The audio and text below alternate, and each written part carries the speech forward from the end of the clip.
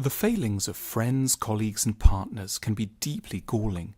We got close to them because of their skills and merits, but after a while it can be the disappointing sides of their personalities that dominate our view of them. We look upon their faults and wonder again and again why they are the way they are. Why so slow? Why so unreliable?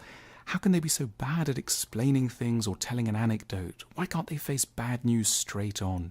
Even worse, we feel they could change, if only they really wanted to, if only they weren't so mean.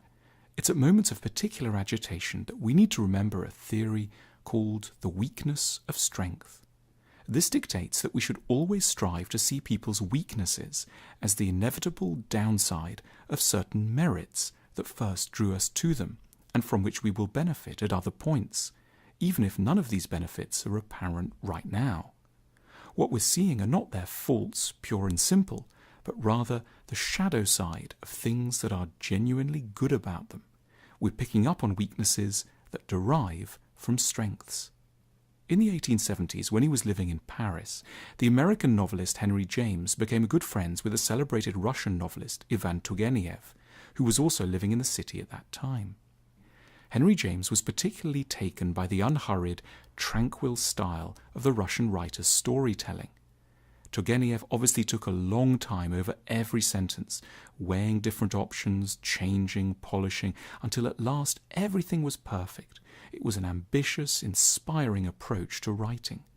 But in personal and social life, these same virtues could make Turgenev a maddening companion.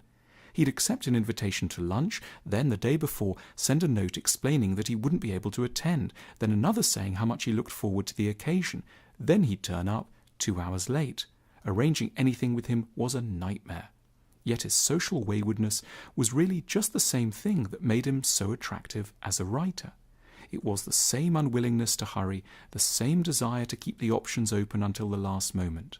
This produced marvelous books and dinner party chaos.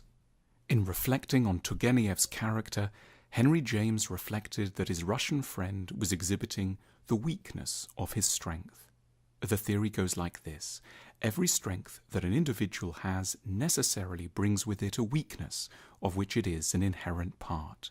It is impossible to have strengths without weaknesses. Every virtue has an associated weakness. Not all the virtues can belong together, ever, in a single person.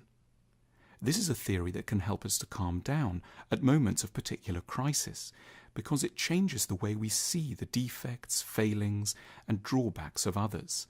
Our minds tend to hive off the strengths and see these as essential, while deeming the weaknesses as a kind of freakish add-on. But in truth, the weaknesses are part and parcel of the strengths. The theory usefully undermines the properly unhelpful idea that if only we looked a bit harder, we would find someone who was always perfect to be around. If strengths are invariably connected to failings, there won't be anyone who's remotely flawless.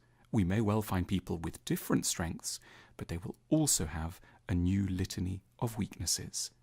It's always calming to take a moment to remind ourselves of the incredible idea that perfect people simply don't exist.